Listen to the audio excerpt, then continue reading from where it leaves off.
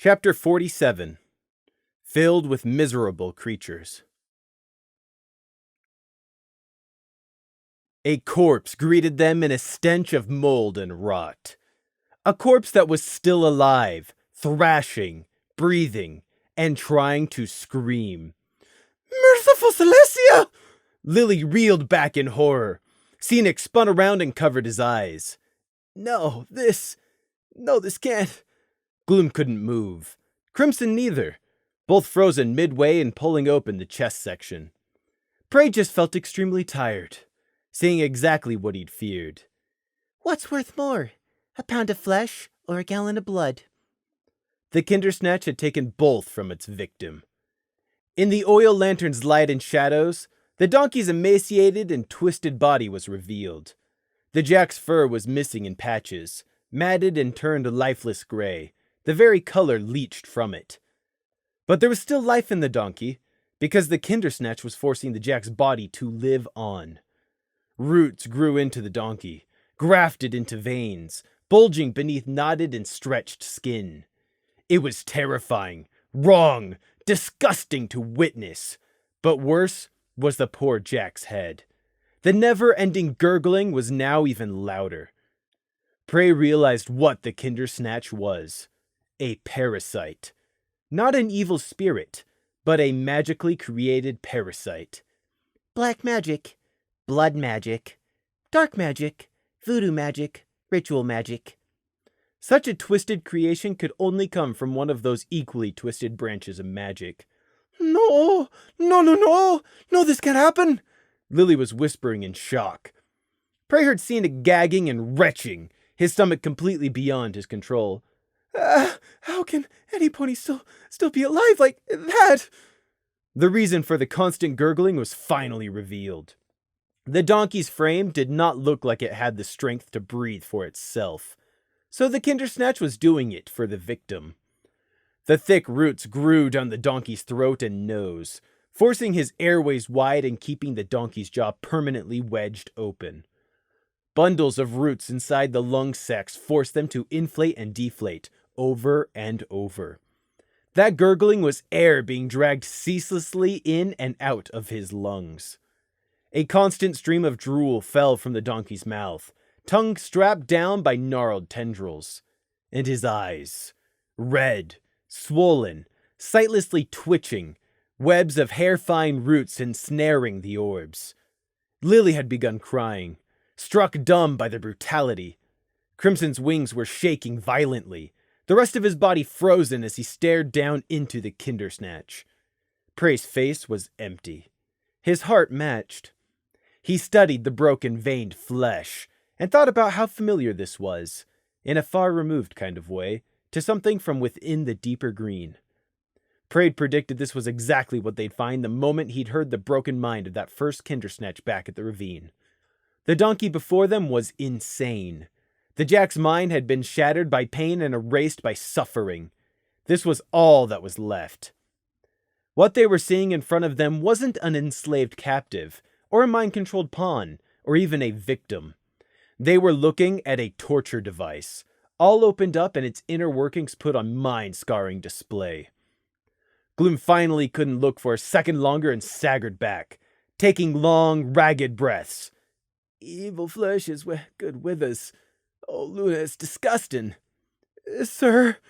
Scenic asked in a trembling voice, finally finishing vomiting. Can we even save some pony like this?" Gurgling. In, out, in, out. It never ceased. It seemed to be deafening now, the sound of agony. Lilly couldn't look at the Kindersnatch any longer either. She staggered over and with a choking heave, vomited up alongside Scenic's puddle. They were all stunned, minds backtracking to how they'd fought the Kindersnatches, and how this was what they'd been really fighting with underneath the wicker the whole time. They may all have been frozen, but Prey wasn't. All of this, it was just one more horror, and he wouldn't let himself flinch away from doing what he needed to do to understand their enemy. Prey stood up on his hind hooves and stretched his hooves into the opened wicker cavity. He grabbed hold of one of the roots and pulled. The root was tough, gnarled and slippery. It was unwilling to come free, and took strings of flesh with it when it did. The donkey weakly shuddered, his root-infested eyes twitching about blindly. Crimson gaped at Prey, unable to even tell him to stop, he was so shocked. Prey ripped out another root, then a third, more blood and skin coming away as Prey ruthlessly continued. "Stop it, Prey!" Crimson finally managed to exclaim. "I can't," Prey said, not looking up as he grasped the fourth root. A barrier of feathers appeared an inch from his nose. Crimson's wing, blocking his view and forcing him to let go. "Stop it!" "What are you doing, Prey?" Gloom demanded. Prey met their eyes. "What has to be done?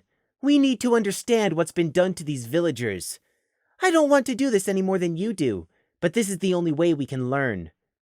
Gloom stared at the bloodied roots Prey had pulled out, bits of flesh clinging on.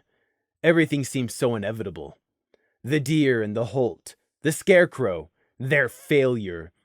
They had no control over anything from the start. "But you're hurting him! You're killing him!" "Look at him," Prey said tiredly, feeling that same sense of inevitability. "Hurting him? Killing him? He's beyond hurt and should already be dead." Prey was only speaking the truth as he saw it. The gurgling donkey should be dead. No one should be able to survive this. How could this count as life? This was torture. Crimson still had his wing shielding the Kindersnatch's innards, blocking the view, unable to bring himself to look for the moment. Gloom swallowed. We can't help. Anything we do will only make it worse." "Yes," Prey agreed. "this will certainly make it worse, because we don't know what we're doing, but we are trying to make it better." Pulling the Kindersnatch out of the donkey would kill him, almost certainly. Prey didn't have to say it. They could all see the truth of that. Scenic and Lilly stared ashen-faced at Gloom, unable to think for themselves and just desperately wishing for their sergeant to take the lead and work a miracle. "The road to Tartarus is paved with good intentions." Gloom's ears were pressed to his head as he stared down at the trapped villager. Then he looked back over at the 11 captured Kindersnatches. "This is already Tartarus." "Perhaps." Crimson's voice was strained, hollow. "Perhaps, if we knew more, it might help us save the other victims." Sacrifice one to have a slim chance of helping the others. That's what was being suggested. Prey could hear the thoughts racing through Gloom's head, a torrent of them, like fish being forced through a funnel. Confusion, indecision, fear, horror, disgust. "But I don't want to be a monster." Guilt appeared and mixed into the shoal. "But I'm willing to let Prey do it in my place. After how much I've already failed my squad in Luna, how is that any better?" It wasn't Gloom's call. Prey was going to do what needed to be done, but it would be easier if they would help, not hinder him. Because this was not going to be easy for anyone. Gloom shut his eyes tight. "We'll try to help him. We'll try to help all of them." It was terrible. The three of them peeled the Kindersnatch away. It was horrible. Like pulling out barbs, the donkey's skin did not stay in one piece. Gloom kept asking the donkey for forgiveness under his breath, even if it was clear the donkey was far past understanding. Lilly couldn't watch for more than a minute before she vomited again and had to leave. Scenic had vomited 3 more times already, although by then he was doing nothing but emptily retching. The earth pony was now sitting on the ground, his eyes tightly closed, covering his ears and humming as loudly as possible, trying to block it out. Crimson sliced open the wicker beside the donkey's head. Prey pulled the piece away and revealed more of the pale roots blocking the donkey's ears, looking like gnarled worms. The gurgling now sounded more like crying and begging to their ears. Prey didn't stop. He didn't need Snake to guide his hooves. He'd been forced to do all this before himself.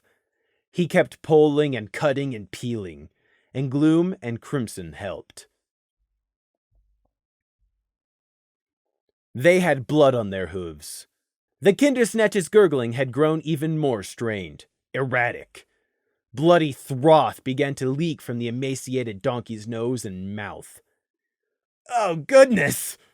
Gloom had to turn away when he saw that, until he could steal his resolve again. Crimson was only breathing through his mouth, taking shallow sips of air, eyes half closed, as if that would help. Prey didn't stop or rest. The sooner he could finish, the better it would be. Tainted blood seeped between his cleft hooves. He hated the sticky sensation. It was always nearly impossible to get out, exactly like these Kindersnatch roots. They rolled the Kindersnatch over, trying not to jar the donkey. It was a pointless effort. Every little movement brought the jack pain, one way or another. Crimson sliced away the wicker mesh behind the donkey's head, piece by careful piece. Almost immediately, however, the forced gurgling breathing grew even more strained and frothing. Prey's hooves were the smallest and most steady. He felt around under the cut wicker before slowly lifting it up. There, growing out the back of the donkey's withered neck, was a cluster of fine white roots, grafted into his spine. There must have been hundreds of the thread-like roots. The moment Prey saw that, he stopped and let the piece go. He flicked blood droplets from his hooves and drew back. There's no point in going any further. That's it? Gloom asked emptily. Gloom wasn't speaking to Prey, but he answered anyway. It's interwoven with his spine. Removing the Kindersnatch parasite will kill him. Leaving the Kindersnatch grafted in will kill him. No matter what we do, it's already too late. We haven't tried everything. Perhaps this necklace can save him, Crimson protested. You said it was a powerful artifact, didn't you, Prey? Prey simply shook his head. Crimson was grasping at straws that didn't exist, and they all knew it. They didn't know what the artifact did, aside from enhance the wearer's strength, but they'd already proven no one else but Crimson could use it. Still, Crimson tried. He tried pressing the glowing necklace to the donkey's wounds. He tried ordering it to heal the donkey out loud. He even tried placing the chain over the donkey's neck. Nothing. And the moment the necklace left contact with Crimson, its glow faded into inertness. Crimson slumped despondently into the dirt, his carefully correct and upright posture all gone. The way he gripped the jade necklace indicated he wanted nothing more than to throw it to the ground and crush it under hoof. Gloom looked away. Prey heard Lilly choking back sobs. Scenic was still blocking his ears and rocking, helmeted head between his hooves. Prey saw their despair, could taste it thick in the air. There was nothing he could do to help, so he didn't even try. There was only one thing Prey could do, one of the few things he was good at. Prey looked around until he found the wood axe lying forgotten at the edge of the pool of lantern light. He went and picked it up, holding it awkwardly between the axe blade head. He walked back to the cut-open pile of gurgling agony, and positioned the blade against the cluster of root hairs growing out of the donkey's spine. "Stop!" Gloom shouted, suddenly blocking Prey, Wingclaw gripping the axe haft. "Don't! You'll kill him!" I know, Prey said simply. Didn't we already agree? We knew this was going to be the outcome. "No, it doesn't matter! You can't decide there's no hope for him! Never give up hope!" Gloom yanked the axe from Prey's hooves.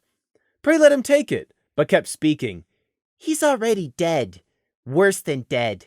After pulling out all those roots, he's not going to last much longer, and he's in agony. "There's no reason to... You're promoting assisted suicide! No, what you're suggesting is murder, Prey!" Murder? Prey looked at the poor donkey, or what was left of him. You would call this murder? "We're not doing that!" Gloom turned and hurled the axe away into the dark. "Not now, not ever! I knew we weren't going to be able to help, but we tried. We tried, because we thought maybe we could learn how to help the others. It didn't work. We failed. But that gives us no right to finish him off. He might somehow live. Perhaps Her Majesty can save him, and the others too. We can't give up on him. No matter what, ponies never have the right to end another's life." Prey was awed by Gloom's show of conviction. Awed and infuriated. Prey knew Gloom was no naive fool. Gloom had realized the most likely outcome when he gave the order to try and cut the donkey out. Gloom knew the realities of death. But even now, He was still holding fast to his beliefs and would not permit anyone to take the last step, even if it would bring the poor Jack's suffering to an end. Why does this even matter to me? Prey asked himself. The donkey was going to die. Even with all the medical knowledge he had from Snake, Prey knew there was nothing he could do to save the donkey. Even if the Kindersnatch wasn't grafted into the donkey's nervous system, it'd done too much damage for him to ever repair in time. Okay, Prey said and sat down. His legs were tired. He was tired. If he didn't have to kill the donkey, then good. Despite all the times he'd done it, Prey hated killing. Although hate was too tame of a word for his feelings on the matter. Prey made himself focus on something else. He studied the Scarecrow's corpse instead. Devoid of legs and the foul orange light, it was just a shadowy hump the size of a small cart. He saw no clue as to how the warlock had animated the golem, or been commanding it from afar as their weapon of destruction. Sir? Sir? Yes, Crimson, Gloom finally responded. It would be an act of mercy. I know it would, Crimson, but it wouldn't be fair. As if life is fair, Prey thought, looking away. What about any of this was fair? Alfalfa Dale was burning, its citizens taken to be turned into copies of this thing lying before them. Mayflower's villagers were already all lost. Sir.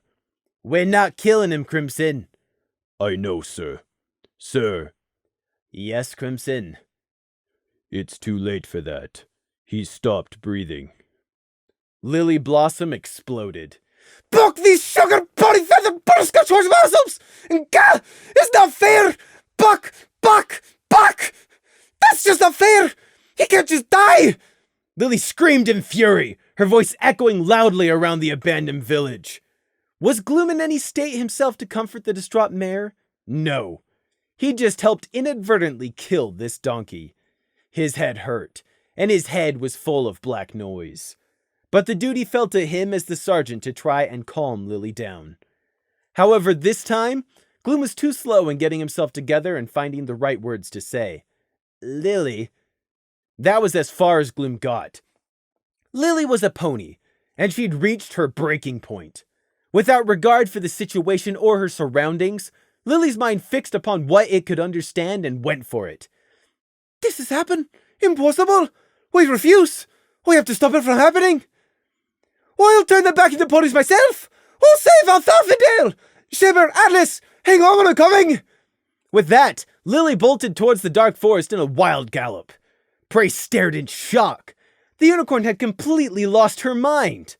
Crimson and Scenic both leapt to their hooves, dashing after Gloom, who was already chasing after her.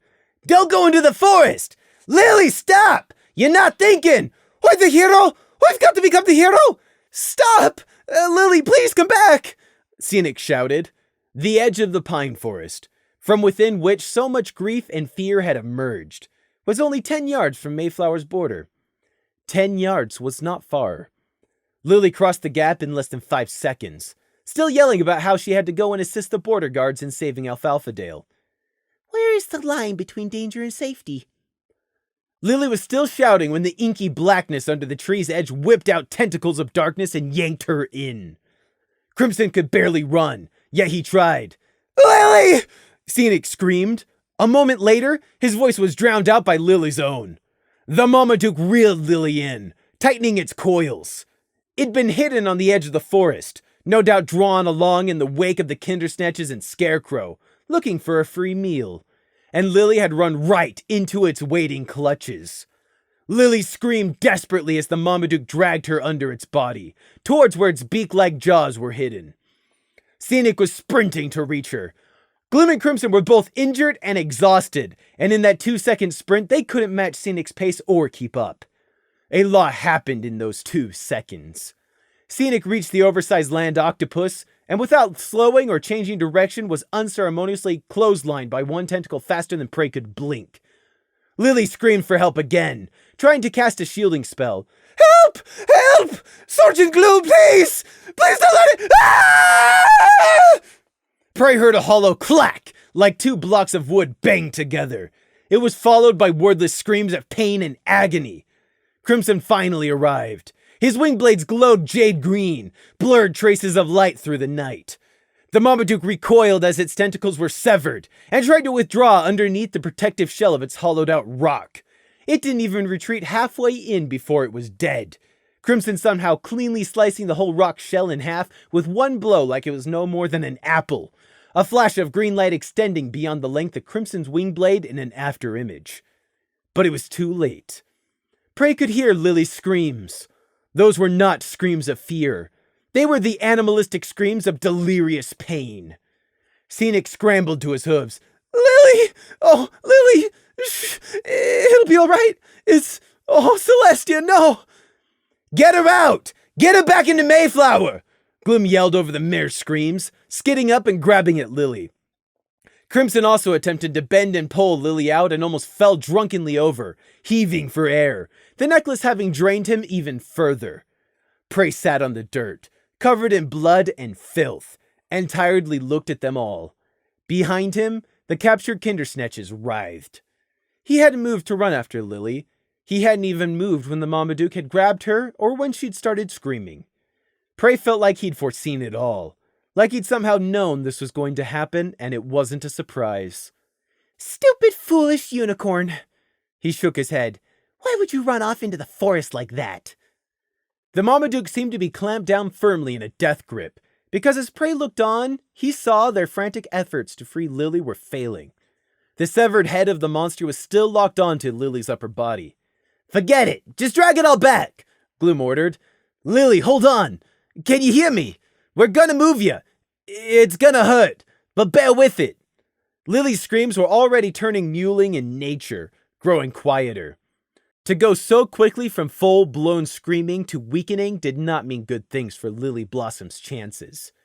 It meant the bite was so serious that either blood loss or shock were already settling in. Of all the ways to go tonight, my giant land arthropod was not on the list, Prey thought, blankly watching them bring Lilly back into the lamplight. But that's what happened in the forest. Sudden, unexpected violence, something needing to feed its hunger, and the survivors were left stunned and alone in the aftermath. It was just the cycle of nature taking its course. In the background, the tortured gurgling of the other 11 Kindersnatches went on, a prelude choir to accompany the inevitable outcome. The 3 ponies almost tripped as they shuffled hastily back, trying to keep Lilly's body level and not drop her. The hunk of Marmaduke's flesh was half as big as Lilly herself, still suctioned onto her like some massive slug. In death, the monster's chameleon-like flesh had turned gray and lost all pigment. Scenic bit a hold and tried to pull it off, straining with all his weight. But even dead, the Marmaduke was still all muscle and wouldn't relinquish its hold on its last victim. Lilly screamed shrilly. "Stop it! You're only hurting her more!" Gloom snapped. Aghast, Scenic immediately let go, falling back onto his rump. "Stand back. I'll cut it off," Crimson said, presenting his jade-enhanced blades. In some twisted parody of what they'd just done with the Kindersnatch, Crimson cut off slices and chunks until he could get down to Lilly, all the while her twitches growing slowly weaker. "Hurry! Hurry!" Scenic pressed, beside himself. "Stay out of the way." "I'm trying to help!" "You're not helping! Stay out of Crimson's way!" "But find something to use as bandages!" "Mama! Where are you, Mama?" Lilly moaned weakly. "Moon rot! She's delirious!" Gloom cursed. "She's in shock!" The Marmaduke's head was clamped down on Lilly's front, her head only half visible beneath the folds of its gray flesh, and with her front legs only sticking out from the knee down. One of the legs was at an odd angle, extended slightly beyond the other, and thick blood was running down its length and dripping off her horseshoe. Prey blinked. Why were they trying to save her? This was exactly the same situation as with the donkey. They had no medical supplies, and there was nothing they could do except maybe delay the inevitable. Although Lilly wasn't bleeding as much as she should have been, Marmaduke's jaws could bite through stone. Lilly's armor wouldn't have been enough to protect her, and the damage was still going to be severe. Yet Gloom, Scenic, and Crimson were still attempting to save her. Prey would never have tried to stop them, though, even if it was pointless. They wouldn't stop, and he knew they needed to try and save her, for their own sakes. Prey understood the need to fight against the inevitable, but he could already tell it was hopeless. Prey knew from Snake's memories that on top of being able to crush stone, the bite of the Marmaduke was also venomous. Lilly was already as good as dead, and Prey felt nothing but mild relief and satisfaction. Relief that it hadn't been him. Satisfaction that the hated unicorn mare, who'd pulled so many stupid stunts and almost gotten them all killed on multiple occasions, was the one to die instead. He despised Lilly Blossom. But now, she was finally going to be out of the picture, and he could cross her name off the list. The jaws. They're stuck in her shoulder and chest, and in the armor too. I daren't try and cut the jaws off. We need to pull them apart instead, Crimson said shakily, flicking dark blood from his wing blades. Cross-sections of the Marmaduke's flesh lay scattered around his hooves. Lilly was finally visible again, but her body was obscured by the cruelly curved beak biting lengthwise into her chest and upper legs. Bits of gray flesh still clung to the yellow beak. Prey saw that the red leaking from around the embedded beak's edges was sluggish and clotted. The venom was taking effect. She's gotta stop bleeding everywhere the moment we pull these off. We need bandages, cloth, something to apply pressure with, Gloom said, casting about them in the dark. Find a blanket or any sort of cloth.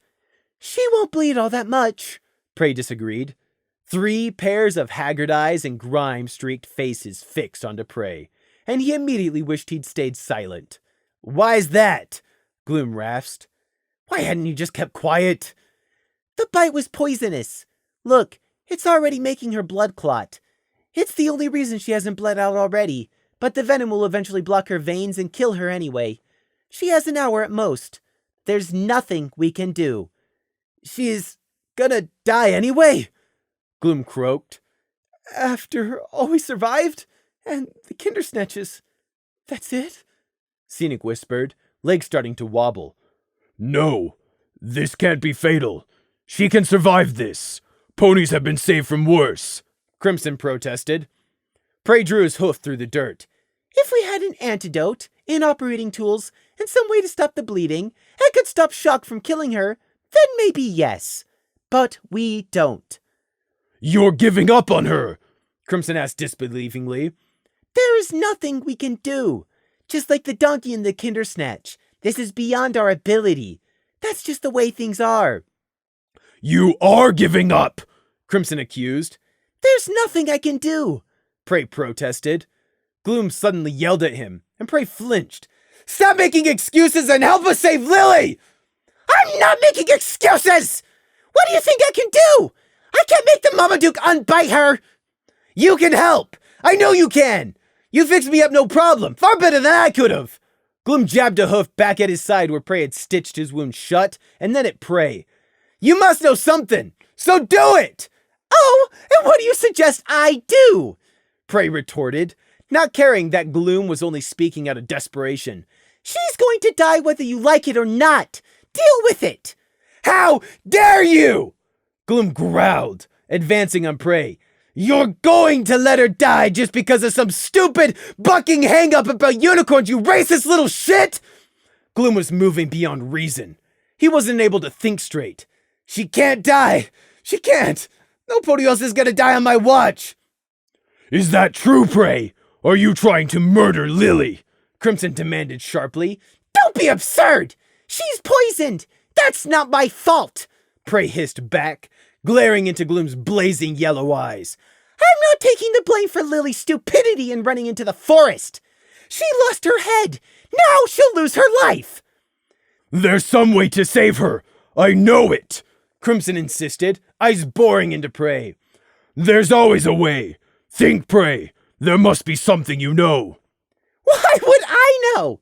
What do you think I could possibly know that you don't already? Because you always know something. You're always keeping secrets. There's got to be a way to save Lilly. Just figure it out. I'm not an alicorn! Prey shouted right back at him. I don't have the secrets to immortality! I'm not a unicorn white mage! I'm just a runt lamb who couldn't save anyone! I don't care what you think is impossible. Only what I know is possible. and I know Lilly can be saved," Crimson declared, voice suddenly calm. Prey glared at him, eyes cold. Why? Why hadn't he fought this hard to deny reality with the donkey and the Kindersnatch? In the end, they'd all seen the truth and given up. So why couldn't they see it now? Just because they personally knew Lilly, did they somehow think it made her special and immune to death? Listen to what I'm saying, Crimson. I can't do it. "But you will do it," Crimson said. "because you said you'd do anything I asked of you. So I'm asking you to save Lilly Blossom." For a moment, Prey couldn't speak. I can't do the impossible. I need magic, potions, tools, ingredients, time. All I have is dirt and a deserted village in the middle of the wilds. So tell us what you need, Gloom broke in. For a moment, Prey had forgotten there was anyone else here but him and Crimson. But Gloom and Scenic were there too. You've just admitted you can do it if you had the stuff. So tell us what you need. We'll find it, and you save her. Prey threw up his hooves. You think I want to see more death? Is that it? That I'm some heartless monster with no concept of morality? You know nothing!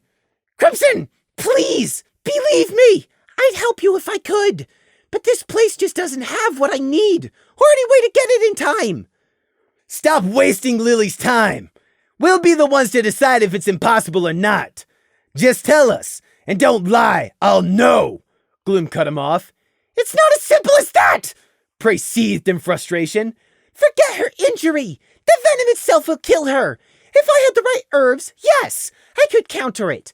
But I only know some of what this forest has. There's Happledock again, Brittlecap, Felidar horns. I know those are in the forest. But even then, those wouldn't be enough by themselves. Just delaying the inevitable. There's Meldwood, but it's impossible to get. Stop! Right there! Meldwood, what's that? Where can we get it? And will it save Lilly? Gloom demanded. For a definition of save, yes. But we don't have any, and it can't be retrieved. So where is it? Crimson asked. What? The Meldwood. You saw some. Where? In the Wolfing Wood. But it may as well not exist because nobody can go into. Prey's eyes slowly widened as the blood drained from his face. Oh, no! No! Don't even think about it!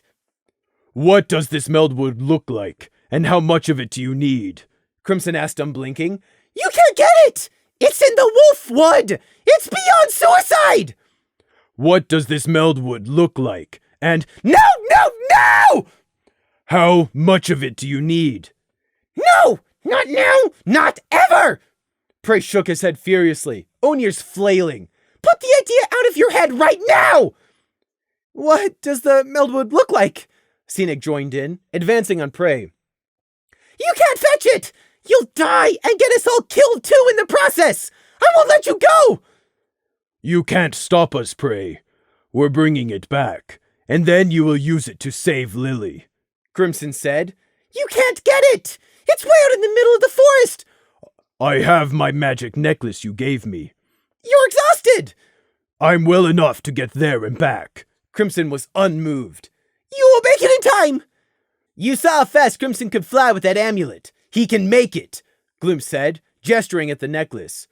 Yes, I can fly faster than I ever have before in my whole life. I can feel it. It's pitch black! You won't find the place again! I can see in the dark, and I remember where the wood is. It's in that clearing by the hill we rested on. You'll die! It'll kill you! It's hungry! You'll get eaten! I am prepared for that possibility, Crimson said seriously, but I will still try. I won't tell you! Prey tried in desperation. I won't tell you what Meldwood looks like! You'll deny Lilly the chance to live? Gloom sputtered in outrage, wings snapping open as he bore down on Prey in fury. You're trying to kill her! You're actually trying to kill her right in front of us! Don't touch me! Prey spat, scrambling backwards, but Gloom, Crimson, and Scenic kept advancing as he retreated. Crimson glared down at Prey, anger replacing the stoicism Prey knew so well. What right have you to say who I can and cannot try to save? But you'll die if you go into the Wolfwood! I'm not going to let you kill yourself, Crimson! Whatever is in the Wolfwoods, I will overcome it. It isn't something you can fight! Prey yelled at him in a squeaky pitch, pressing his hooves to his head. You don't understand! You don't know what's in there! Then tell us! Stop wasting time and tell us! It's your duty, Prey! No, it's more than your duty! Gloom shouted, voice hoarse as he got right up in Prey's face. I don't know what's in there! I don't know! I never saw! I don't have words! So there might not even be anything dangerous in there in the first place! That's even more reason to try! Please, Prey, Scenic begged. Please, tell Crimson. Let him save Lilly. Crimson stepped around Gloom and lowered his head to Prey's eye level, forcing Prey to hold his rigid gaze. I saved your life, Prey, and now I must try and save Lilly's. I will try. Were you lying when you told me you'd do whatever I asked of you? Anything but sacrifice my own life, Prey moaned. You'll bring it back! It'll follow you! It'll kill us all! If you don't help us save Lilly, I'll... Gloom sought for a threat, even considering violence for the briefest of seconds. I'll tell Princess Luna what you've done! Gloom threatened Prey, unable right then to feel any guilt about doing so. Prey recoiled.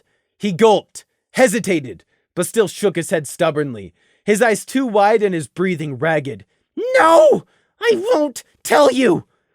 Prey knew there would be terrible repercussions for this, but he was too terrified to care what punishments those might be. Because the wolfing woods? No. Prey trembled. They couldn't afford to disturb whatever was in those trees, no matter what. Crimson's eyes flickered over Prey's face. You're really that scared? He asked slowly. Scared? Only scared? A hysterical giggle slipped out. Scared? What a tame word! You don't know what I know! Know what'll happen! But I do! I've survived it before! And I'm not gonna tell you what to look for! I won't tell you what Meltwood is! So there's no point in you going! So there! He was not about to die for Lilly, nor for anyone else. Gloom was stunned, furious, upset, angry, and despairing all at the same time. His fangs were gritted in a silent snarl, but he didn't say a word. In that moment, he seemed to realize that there was nothing he could say or even do that would convince Prey. It was all up to Crimson now. Scenic's entreaties to Prey, Lilly's moaning, it didn't factor until that moment as Crimson held Prey's eye. Crimson spoke quite calmly, like he was merely informing Prey about how the weather was going to be tomorrow. If you won't tell me what Meltwood looks like, then I have no choice. I'm going to fly into the Wolfwood anyway and grab whatever I can and hope. If you tell me what Meltwood is, then I won't have to guess, but I'm going to make the trip either way. Prey's eyes took the appearance of saucers. But you can't! You fail! And the entity will follow you back! If there is a monster, then yes, I guess it will. Crimson nodded. You're trying to kill us all! You're so selfish! You trade all of our lives just for hers! Prey accused. Don't you dare use a word like selfish. Crimson's mouth curled with disappointment and disdain. You have no right. I am going. At this point, you have two options, Prey.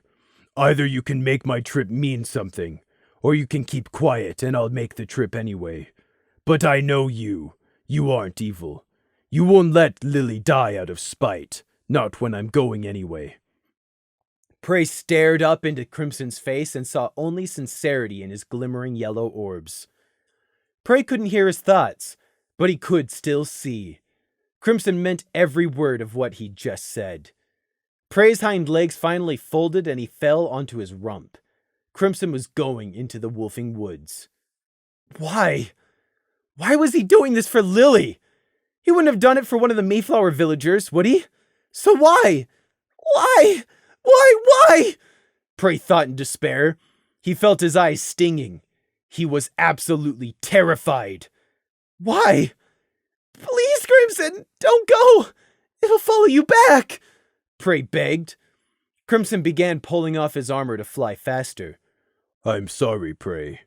I may not know what you know, but I know what I know, and I know this is the right thing to do. A pit felt like it opened under Prey's hooves, and he was helpless to do anything about it. He couldn't stop Crimson. This was going to happen no matter what he did. Everything was beyond his control. He was going to fall into this hole regardless. All he had left was how he chose to react when he finally hit the bottom. Prey hung his head, addressing the dirt in a monotone as he recited, Meldwood is a dark gray tree with yellow streaks. If you can tell with your night vision, the sap is amber green. Thick, stocky trunk and branches. Small oval leaves. Very smooth bark. The wood is dense and heavy.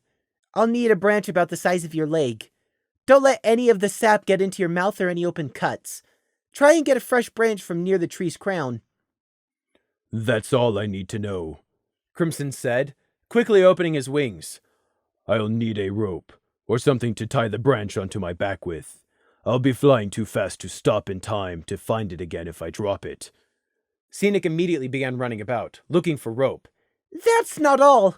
Prey continued talking listlessly into the dirt, forcing Crimson to halt and lean in to listen. Felidar horns. While there's another tree, one with huge thorns, about 4 inches long. You can't miss 'em. There's also another tree, with branches all twisted up and black seed pods in bunches of 5. They'll rattle when you shake them. And lastly, a tall thin tree. Looks like a pole. Spiky leaves at the top. The bark is a husk and peels off like an onion. Bring back as much of those as you can safely carry with you too. You said you only needed Meldwood to save Lilly, Gloom stated. Those will also help, Prey said, not looking up. Only if I can find them straight away. Lilly doesn't have time, Crimson said, looking at the sky above the forest. Here, rope! Take it! Scenic shouted, running up and shoving a tangled coil of rope into Crimson's hooves. Crimson threw the rope around his neck, snatched up a ragged cloth bag for the rest, and began taking deep breaths, preparing himself. The jade necklace's glow began to strengthen, quickly making Prey back up. Crimson took one last breath, and then snapped his wings open and took a running start. Halfway through the short takeoff run, living green light surged along Crimson's legs and down the length of his wings. Crimson disappeared into the night in a blur and loud clap of air. However, there was no huge backwash. Prey tried to follow the green blur through the night against the stars, but already he'd lost Crimson. Those speeds were unreal. Crimson would make it to the woods and back in less than 30 minutes. Would Lilly survive that long? Probably. Prey hoped she died. He didn't care about her. But what kind of toll was this flight going to extract from Crimson? That's not the price that matters, Prey thought in dread. What about the price for breaking the Wolfwood's boundary? Crimson was going to be back in less than half an hour. That meant he had less than that to prepare for what would be following behind Crimson. Prey sat down and balled his shaking hooves into his eyes. Oh, Zolmagriga! Zolmagriga! He was going to cry. He was so terrified. Stop sitting there, Prey, and help me get Lilly stable. She needs to hold on until Crimson can make it back, Gloom ordered him harshly, still desperate and furious at Prey, but his misdirected anger took second place to helping Lilly. Throughout all this, Lilly had lain on the ground, the source of the whole argument, but only acting as secondary importance. That was wrong. A fading life should always be the utmost importance, but it wasn't, not for Prey. Prey hated Lilly. He hated all she was going to cost him. Prey glared at her twitching form, feeling the hate churning together with the panic in his gut. There's nothing more we can do but keep her warm until Crimson gets back. Prey wanted to spit the words, but they just came out weak and shaky. Pulling the Marmaduke's beak out at this point would do more harm than good. Try and keep her still. Make her drink if she'll take it. The panic was gradually rising, brimming up.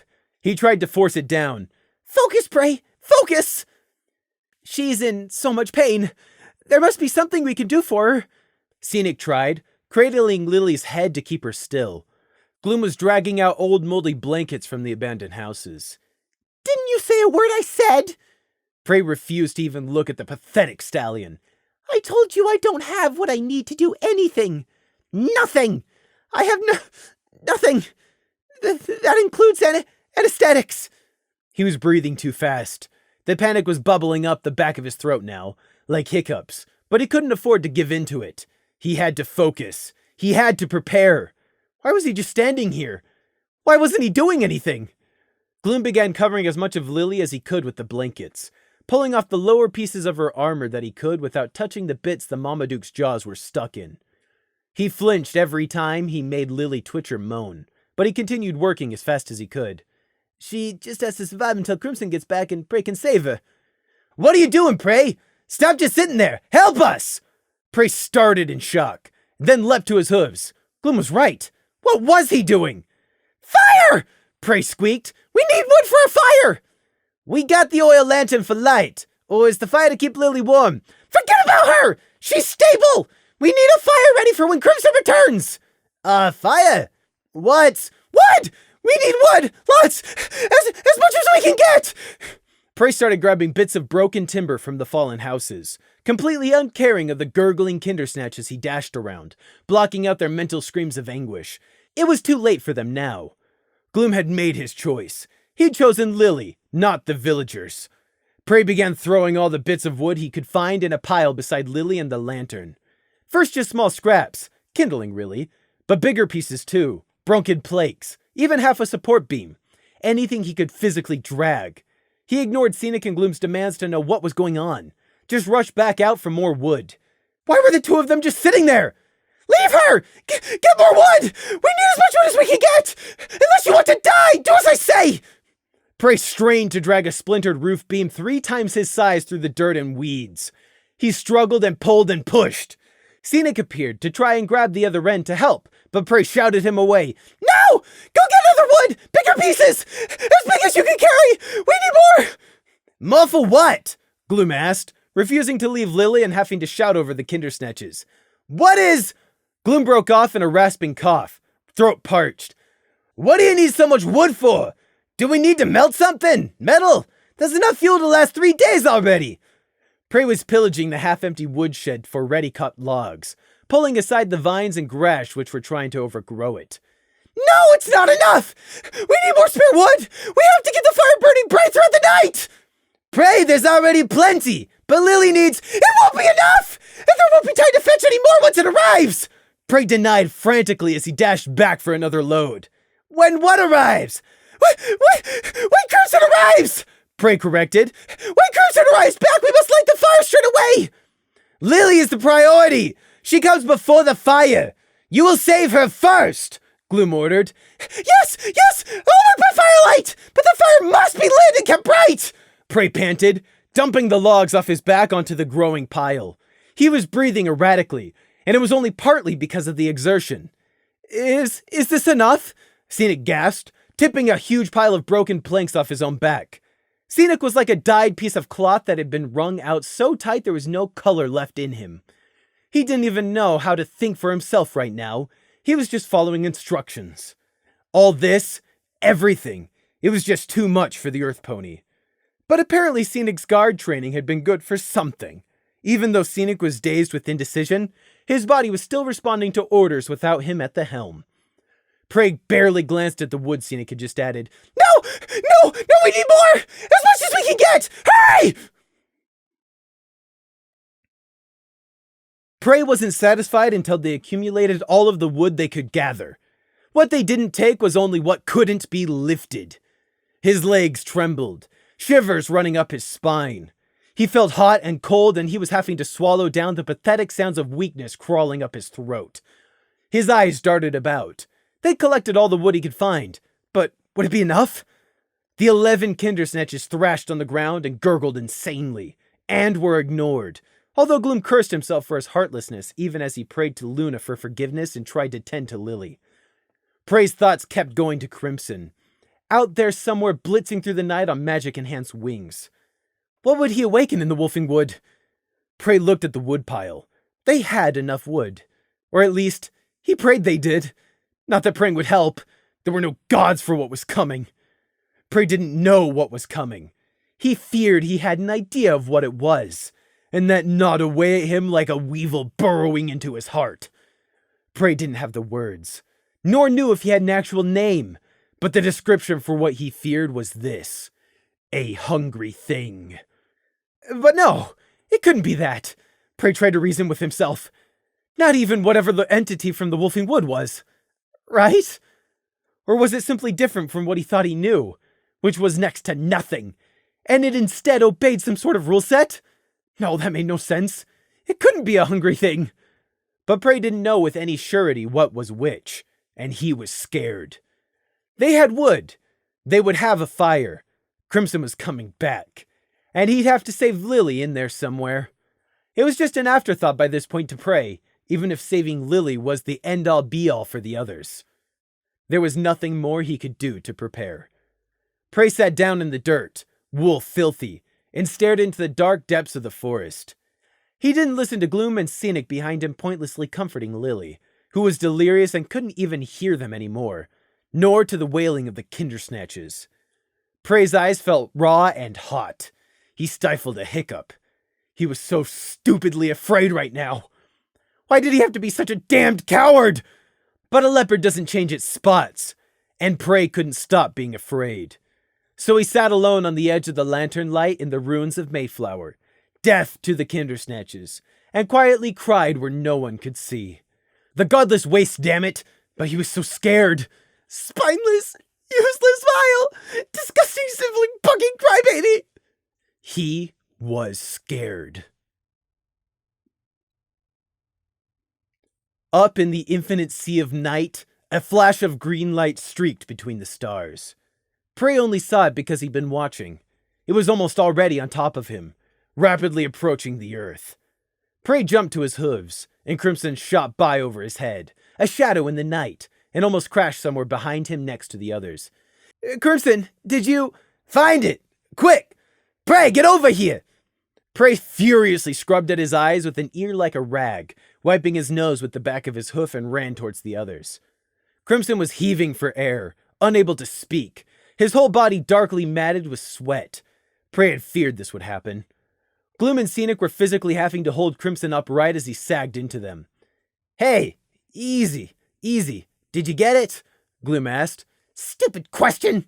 The thick branch of meldwood was plain as day, tied across Crimson's back in a sling of rope. The other things Prey told him to get were in the cloth bag he'd taken, discarded and forgotten in the dirt at their hooves.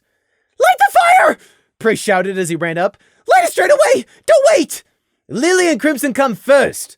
Prey snatched up the lantern before anyone could stop him and smashed it over the already laid fire. Glass shattered, and the oil splashed out onto the dry wood.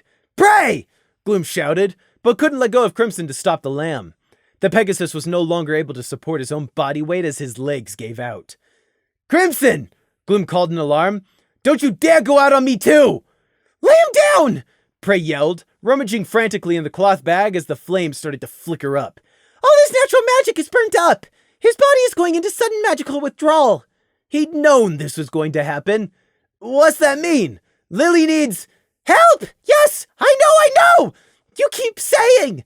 But Crimson has to be dealt with right now or he might go into a coma and die! What? Gloom and Scenic both exclaimed. Prey ignored them, pulling out the black seed pods and thorns Crimson had retrieved on his instruction. The fire's lit! Keep it going! No matter what happens! Keep it going! Understand? He blocked out their questions. He couldn't afford to deal with them right now. He gripped the enormous Felidar thorn in his mouth, the wood startlingly cold. The thorn was well over 5 inches long, with a thick bulge at the blunt edge. Cracking open one of the seed pods, Prey rushed over to Crimson's form, Scenic stumbling to get out of his way. He spat out the thorn. Crimson! Crimson, can you hear me? Are you still with us? Crimson's eyes were half shut and glazed, and his ears barely twitched when Prey called him again. That was a no, then. Prey grabbed 3 of the black seeds in his hoof and shoved them into Crimson's mouth, ignoring the saliva or chance of Crimson reflexively biting him. Crimson choked, but Prey expertly pushed the seeds over the back of his tongue and made him swallow before Crimson's body could react. Because of his small hooves, Snake had always made him be the one to force-feed medicines to the injured or unconscious wounded. He'd need more of Snake's taught expertise before the night was out. What were those seeds? Prey ignored Scenic and picked up the giant thorn. Hey, wait a second. Prey stabbed the thorn into Crimson's leg, just deep enough so it stuck there by itself when he let go. Gloom physically had to restrain himself from immediately snatching the thorn out. Hoof stretched halfway there. What does this thorn do, Prey? Too long to explain! Too complicated! It'll keep him alive! That's all that matters! Prey answered, anxiously eyeing the fire. Keep the fire going! Don't let it die! And don't go out into the dark! Keep it burning big and bright! Lilly, now! Gloom ordered. Prey gave Crimson one last look to calculate if he was stable. There was no way to be sure, but it was the best he could do for the Pegasus right now. Bandages! Knife! Get me the axe and the meldwood! Prey snapped out his instructions. Scenic and Gloom leapt to obey. Bring Lilly closer to the fire, and get me that bag! I'll need one of you to hold her down while the other pulls the beak out. Once that comes out, her leg will have to be... I'll have to work quickly. It was best they saw it for themselves rather than him saying it. Lilly let out a high squeal of agony as she was dragged nearer to the glowing fire, Prey throwing on more kindling to get it burning faster. Then he grabbed the rest of the Felidar thorns from the bag, and another seed pod. Gloom tried to lay Lilly out as gently as he could. We need to stop pulling the jaws out. They're stuck in her armor. You'll do what I say, when I say! I'm the only one who can save her, understand? I'm the only one who knows what to do! If you mess it up, she'll die before I can rectify your mistake, understand? We understand. We're your assistants. What do we do? Gloom immediately agreed without pause. Get as many of those down her throat as you can, Prey said, throwing the seed pod at Gloom. Once we begin, she'll be in no condition to take them just afterwards. He was slipping, letting words out before he could properly think. Bad. Prey took more of the bulbous thorns and began driving them into Lilly's flesh, sticking them in around the side of the embedded Marmaduke's jaws. The moaning Lilly didn't even seem to feel it. She was whispering unintelligibly to someone who wasn't there. Prey risked a glance out into the night. He saw nothing, just blackness. It wasn't here yet. He hoped, he prayed to anything which might be listening that it meant the entity wasn't coming at all. But he knew it was in vain. You didn't go into a wolf wood and get to walk away afterwards. Prey snapped himself back to Lilly and what was happening. Yes! Focus on that! Know what's coming! Prey shoved the last thorn into Lilly's upper shoulder, noting how only the barest trickle of blood welled up from the puncture. She didn't have long left before the venom fully clotted her blood and killed her. Already he could tell from the skin coloration under her fur that she'd lost most of the circulation in her outer extremities. The bitten leg in particular, it was gray-blue. Or maybe that was just because she was going to lose that leg. This wasn't going to be pretty. Prey made himself focus on thinking about that and only that. Cut the meldwood branch in half lengthwise. It doesn't matter if it's rough. Gloom, undo the straps under her armor. When we pull the beaks out, the armor is coming off at the same time. Scenic began hacking the length of meldwood in two as fast as he could with the axe. The wood was heavy, but it came apart very easily, thick sap still leaking from it. Finished, he panted the second he was done. All right, next, pull the jaws out. What about infection? That should be the least of your concerns right now. Those seeds she ate will help with that. Prey pointed. Once you start pulling, don't stop. Can you do that? Don't stop. She's going to scream. There's going to be blood and bone. But it'll be even worse if you stop halfway through. Understand? Scenic nodded shakily as he bit hold of the lower Marmaduke's dismembered jaw. Gloom took the other, using his wing claws for grip, face grimy and pale. Ready! Prey suppressed a shiver of revulsion and grasped either side of Lilly Blossom's head to keep her still, carefully not looking at her horn that was so close to him. However, this was the best place to be in. If she instinctively tried to use magic to defend herself, he could punch her in the horn before she could finish. You ready? Good! On the count of 3! 1, 2, 3! The Marmaduke's jaws came out unwillingly. Just as Prey had said, Lilly screamed and cried and thrashed and begged in garbled words, and then she screamed some more. Gloom and Scenic's ears were pressed flat to their heads, but they didn't stop. Lilly's chest plate and shoulder pauldrons came off with the oversized beak, the sharp cartilage having bitten straight through the enchanted steel and wedged there. What also came off was most of Lily's left leg. The limb twisted and started coming up with the armor, and Prey saw the raw leg muscles cut from the bone being pulled out. Prey let go of Lily's head and lunged forwards, pressing the leg back down. Lily was still screaming. Scenic and Gloom finally freed the beaks from Lily's flesh and threw them away, which revealed the damage to them both in all its terrible light. There was no more hiding it under the armor. Her leg, it's been bitten through, Prey said. The tibia bone is completely severed. The shoulder joint is also badly damaged. It'll have to come off. That's Lily's leg. You can't! You'll do as I say! Look! It's already held on by little more than skin! There must be some way to save it! Not with what we have, and not if you also want me to save her life before the venom kills her, Prey said, ruthlessly pressing on and not giving them a choice. This had to be done. Apply pressure! Keep it stable, and keep her still! Lily should have bled out already or died from shock. The Marmaduke venom be damned. But she hadn't. The Felidar thorns were helping, but they were not miracle workers. He had to work fast. Prey grabbed the knife from the fire. Scenic and Gloombull stared. They hadn't seen him place it in there. Its tip dully glowed red. Before either could stop him, Prey jabbed it into an exposed blood vessel. There was a thin hiss as it was sheared shut. Prey kept going, working with the swiftness that could only come from experience and failure after failure. He sealed the blood vessels he could, having to stop to reheat the blade twice, before cutting mercilessly through the last strings of leg muscle holding the limb on. He sawed the blade through the tendons, catching them before they could roll up into her shoulder and tying them in an overhoof knot, wishing he had a sharper knife. Gloom and Scenic were nothing but background noise. Prey's whole, complete, and total focus was on his work, and Lily's horn in case it lit up. And the fire! The all-important fire! Lily's leg came off and fell into the dirt with a thud that was far louder than it should have been. Prey avoided looking at it out of more than the corner of his eye. He'd seen far too many severed limbs and the pathetic story they told to ever want to see or hear any more. If she survived, if any of them survived, Lily would hate him like nothing else for this. Next came the Meldwood. Prey hadn't told the others what exactly he needed the Meldwood for, but now they would get to see for themselves. Dimly, he was aware of Scenic being sick yet again on an empty stomach, but the stallion was still keeping his grip on Lily and holding her down, so that's what mattered. Prey took the split half of Meldwood in one hoof, and lined it up with the other. He took a breath, and shoved the exposed side of the Meldwood into Lily's open wound. Prey held it there, pushing it in and making it take. The thick amber sap mingled with the blood, and then before his eyes, blended into one substance. The blood which had kept leaking from the wound despite the venom and Prey's work with the heated knife suddenly seemed to be caught in a drain, as it was sucked into the Meldwood. Prey saw the red, raw flesh darkening as the sap reached it, oozing out of the wood as blood was sucked in to replace it, and then under his very hooves, the wood began to shift and change.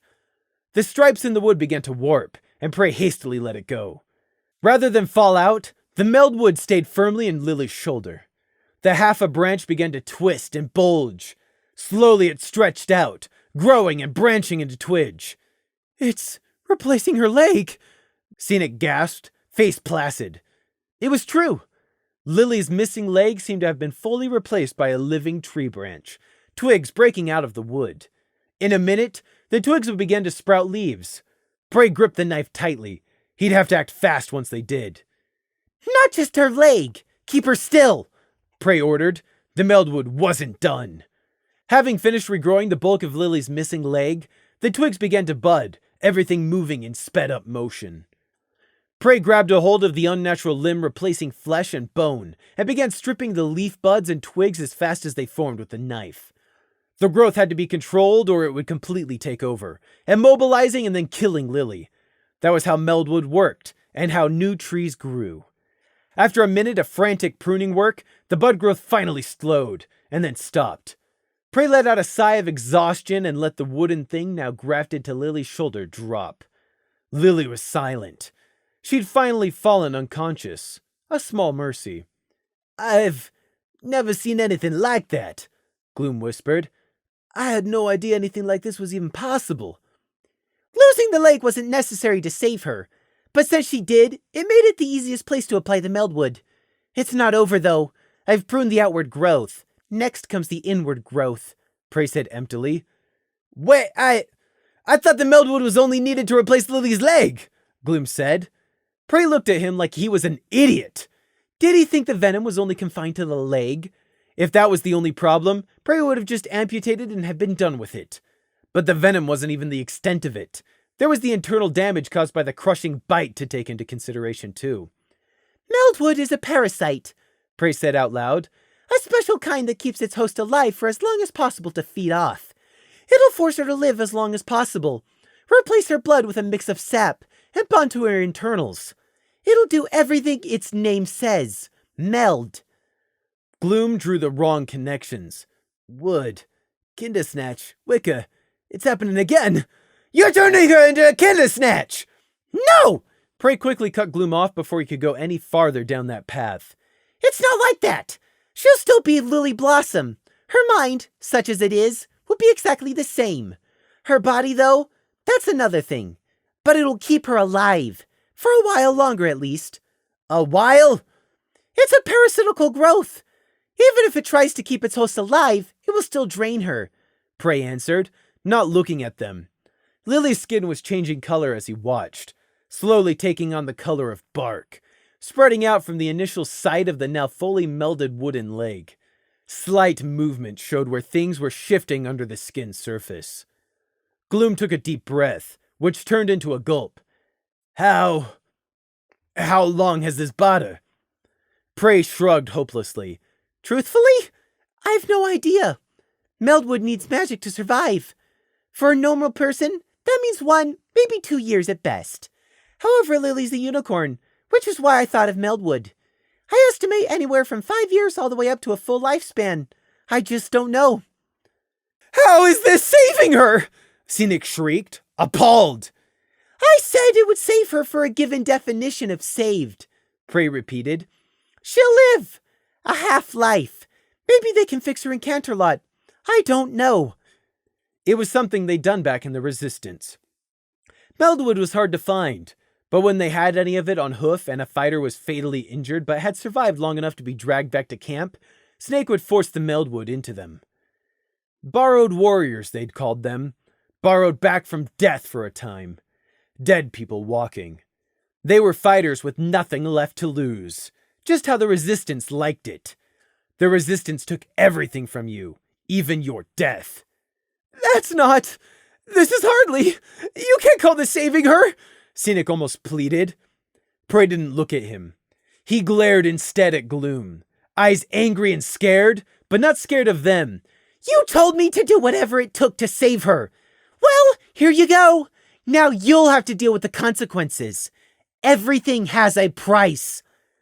Gloom was staring down at Lily's form, his face drawn as he watched the changes taking place. She'll live. Everything else comes secondary to that. Exactly. She'll live. Desperate times call for desperate measures. Meldwood. As long as she prunes the leaves and twigs whenever they grow, that'll keep the Meldwood size in check. If it grows too large, then it'll start petrifying her body. When Gloom tore his eyes away, he found Prey was throwing more wood on the already bright fire, heedless of splinters. There was a sickly, haunted light in Prey's eyes as he stoked the flames, hardly even feeling the heat burning his face. He doesn't even care about the life he's just saved, or about the suffering he just caused Lily. Gloom was right. Prey didn't care. There was something far more important to care about. He'd done what they'd forced him to do, and now came the price. There was always Something soundless chimed in Prey's head and reverberated through his soul.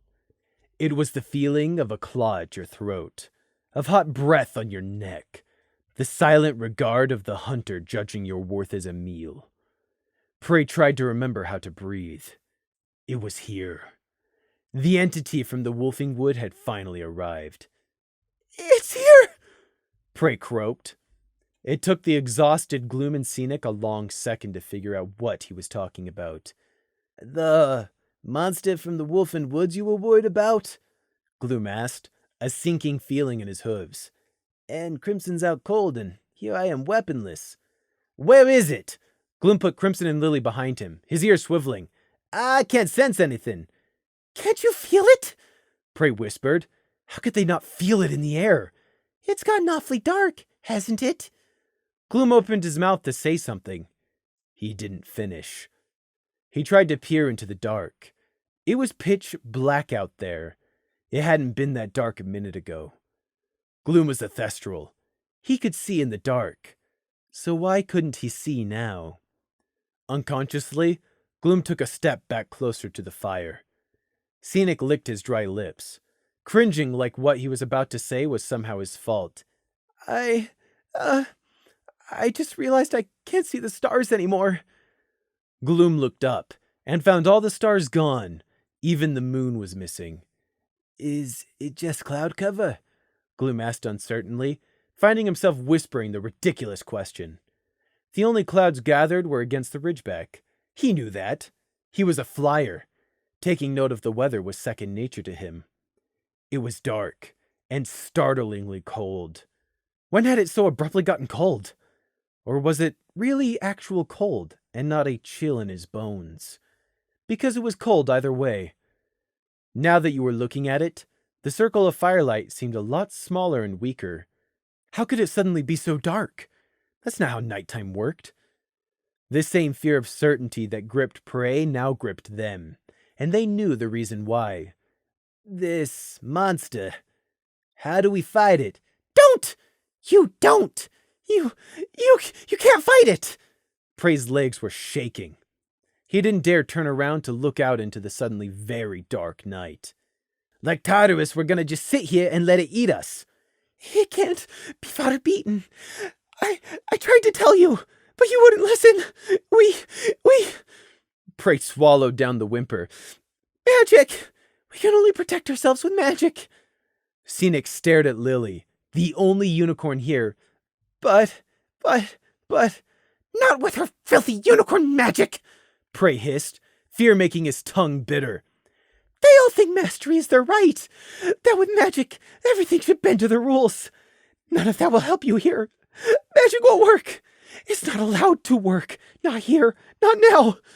Prey's voice was cracking at the edges.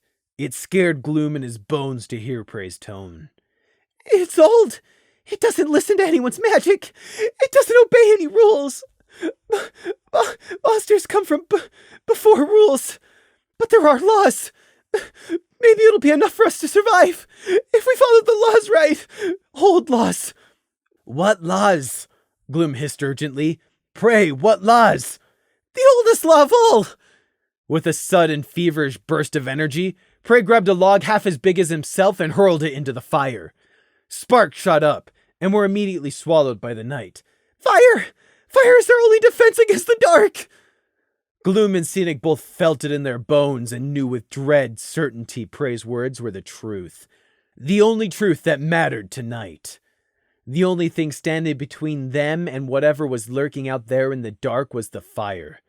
It was the most primal need of all. Fire to fend off the terrors of the night, dating back to when their ancestors lived in caves. No matter how far you go, or how high you reach with civilization and invention, that one law remained. No matter what! Keep the fire burning! The fire must stay lit! Do you understand? We understand. The fire must stay lit. We understand. Calm down. We mustn't panic, Prey. Gloom swallowed, backing up closer to the fire. I'm scared. I feel so small, weak, vulnerable, Gloom realized. But we have the fire, right? As long as we don't panic and keep the fire burning, it won't come in, right? Gloom's instincts understood even more clearly than his mind did. Yeah, we have enough wood to last until morning. Definitely. Total. No two ways about it. Plenty of wood. Scenic's smile was a frozen rictus. We do have enough wood, don't we? Because if we don't... We got lots of wood.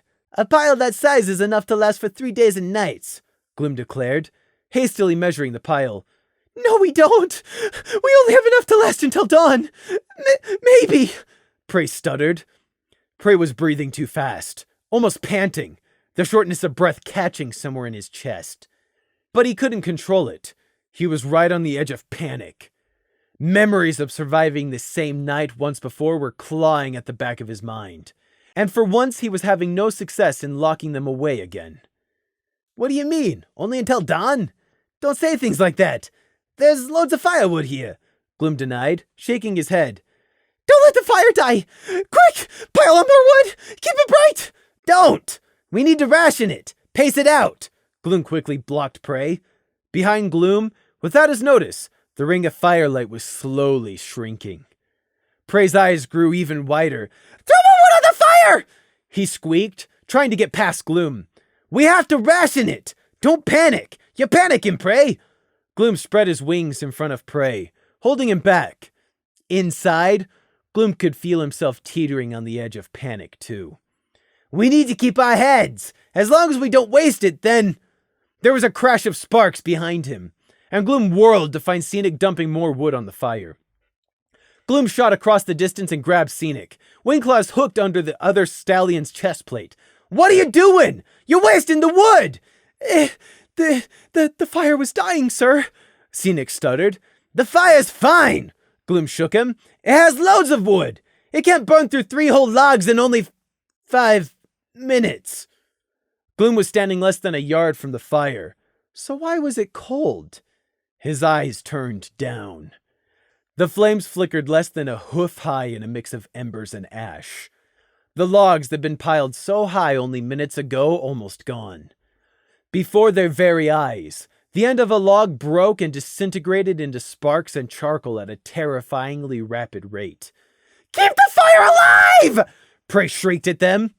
The blood drained from Gloom's face and his head snapped around to look at the woodpile again as his mind automatically did the calculations.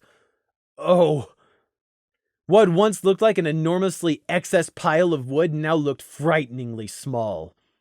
In a frantic rush, more wood was piled onto the fire, driving the darkness back out by a hoof's length, but no further. The wood was disappearing even faster than Prey had feared.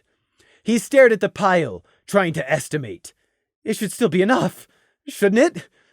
What happens? Scenic cleared his dry throat. What happens if the fire goes out? He whispered into the dark silence. Prey stared at him, breaths coming too fast. What happens? What happens? It'll eat you! Chew your skull and grind your bones! And leave nothing but your hooves on the blood-soaked moss! All neatly laid out! Prey was almost crying again by that last part. It was only then, hearing Prey's words, that Gloom finally noticed something he should have already known. It's silent. Why is it so silent? Where's the gurgling gone? The Kindersnatch villages! The terrible clarity of what had just happened just out there in the dark while they crouched safe here in the ring of firelight struck Scenic and Gloom at the exact same moment. It was like a hammer blow to the bale of straw already bowing the camel's back, and it drove both stallions off their hooves. They didn't rage. There was no room left for rage. Just a moment of terrible realization of failure. They're dead. They're dead. It just ate them. It ate them alive. Well, saving Lilly. I forgot about saving the villagers. We left them out there in the night to die. Gloom moaned, wings covering his head. It was too late to save or help. The damage had already been done. They were all dead. And it's my fault. I didn't think. I could have pulled them in here. Kept them in the firelight. Scenic began bawling. Guilt, shame, self-loathing. Prey heard it all echoing in their heads. Prey turned away. He piled more wood on the fire. He couldn't do anything to help. He was just trying not to break down himself, rocking back and forth and hugging his legs. He still had splinters in his side, Dirt stung his scrapes and cuts. It was easier to focus on that. But he was terrified. Just the merest sliver of control held it all in right now. He checked that Crimson was still safely unconscious by the fire. Lilly was lying there next to him, too. Prey hated her. This was all her fault. If she had just died on time, like she was supposed to, then he wouldn't be in this mess. What they would never know, and Prey would never tell them, was that he had not forgotten the Kindersnatches in the panic of trying to save Lilly. He could never have forgotten. Their mental gibbering screams had never ceased in his ears. He could have told Gloom and Scenic to drag them closer to the fire. He'd known what was going to come out of the Wolfwoods. But he hadn't said a word. Prey had sacrificed them. He'd heard their silent screams being silenced one by one out there in the pitch dark, and he hadn't been able to let any of it show on his face. The others didn't know what he knew, which was that even if the villagers' bodies were somehow restored against all odds, their minds were already gone. It was too late. So Prey had weighed the scales, and made the choice to sacrifice their empty husks to feed the entity's hunger, to provide it with alternative prey, so that he might have the chance to live on. Scenic, Gloom, even Crimson could never have understood. Their greatest desire was to save lives. Prey's greatest desire was to survive, and he was prepared to do whatever it took. But the Kindersnatches were not enough to satisfy the entity. Nothing would ever be enough. Prey had sacrificed all the Kindersnatches just to take the edge off the thing's hunger, to stop it from having to eat the ISND, because that was another law. Hunger had to be fed, and the entity would eat tonight, one way or another. Prey knew a little of hunger, not much, but more than anyone else. And he knew that it could never be satisfied, only delayed. Hunger consumed your thoughts, ate at the back of your mind, ravaged your self-control. You pleaded with it, made promises to feed it, threatened, wheeled, tried to ignore it, control it, tried to fight it off or deny it. But in the end, no matter what, hunger always had to be fed. The entity would eat tonight. The only question was, would it be eating them? Would the Kindersnatches be enough to tide it over, and the fire keep it back until the sun rose and the hunt ended? Gloom's thoughts were black. Prey listened to him hating himself, because Gloom couldn't make himself run out there into the dark to try and find if there were any Kindersnatches left to save. It's less than 5 yards. Just 5 yards. But he couldn't make himself leave the firelight, because something he didn't understand was out there. So he lay in the dirt, despairing at his failure. Mayflower's gone. Alfelfadale is lost. Shimmer and Atlas were braver than us. I failed them all. The only other thing Gloom could make himself do as he lay slumped there surrounded by the dark was be mindful of the fire. Because Prey had said it, and Gloom knew it for himself even in the pits of despair. He didn't want to die either, and the fire couldn't be allowed to go out, or else. Sparks spat into the cold dark. Prey was wholly transfixed on the fire. It was all that mattered. On the other side of the flames, Scenic was lost in his own little miserable world, slumping lower and lower, swaying with exhaustion. It was obvious he was done. Simply done. Everything had finally become too much. That someone like Scenic had lasted this long was far beyond what Prey had expected. The dread and fear was simply too much for Scenic's body, and it was shutting him down. It was illogical, against all chances of survival, but Scenic's mind cared for none of that as he finally slumped all the way into the dirt and let dreamless unconsciousness claim him. And then it was just Gloom and Prey left awake, attention riveted on the fire, warding off the dark and hoping not to die. The night was so black that the darkness hummed. A minute, an hour, an eternity stretched into the night. It pressed down upon them, promising death and rest in such twisted terms that it began to sound preferable to the endless dreading. better than the fear. Was the darkness coming closer? Was that a wet panting sound on the edge of his hearing? Prey covered his ears, but he didn't dare turn to look. Prey, Gloom suddenly croaked. Prey, I think it's right behind me. The words made the life drain from Prey's heart, and the fire took on a gray tint as he suddenly felt dizzy and nauseous. There was a ringing in his head. There's nothing there, Prey whispered. Prey, it's behind me. There's nothing there. There's nothing there. I can feel it. It's right behind me. Gloom's voice held that raw, primal dread that could not be described. It's not there. Repeat after me, Gloom. It's not there. It's behind me. It's not there. Repeat after me. There's nothing there. But it's... Say it. Say it's not there. It's... Say it. It's not there. It's not real. Prey insisted like their lives depended on it. It's not real. Again. Repeat it. It's not real. Believe it. Say it. It's not there. Prey hissed. It's not there. And it's not behind me. It's not behind me. Again.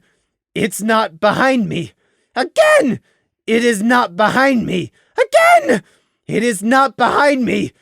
Slowly, terribly slowly, like pitch dripping off his neck, Prey felt the pressure gradually withdraw, but no further than the edge of the firelight. Gloom began to shake. Prey was already shaking. Don't ask, Prey ordered before Gloom could say a word. It wasn't there. It isn't there. What was... Close your eyes and count to 3, and if they pass, they'll let you be, Prey recited. It wasn't a dream, because Prey wasn't asleep. His body was drooping and wanting to drop, but if he slept, the fire would die. He wasn't sleeping, but he was caught in a never-ending cycle of piling wood on the fire and unblinkingly watching the flames briefly strengthen before sinking again. His mind was foggy with exhaustion, the adrenaline of terror long burnt out. At his back, the dark waited, hungry and insatiable. Nothing tangible stood between him and it. His skin crawled. The others were just background by this point. It was just him, the finite wood pile, the fire, and the dark. If this was a dream, then it was a nightmare. But Prey wasn't dreaming. So why then could he hear Gossamer talking to their mother? He could hear them as clear as mud, almost understand the hazy words, nearly hear what was being said. But his mother was dead. She'd died in the smoke. Prey knew that.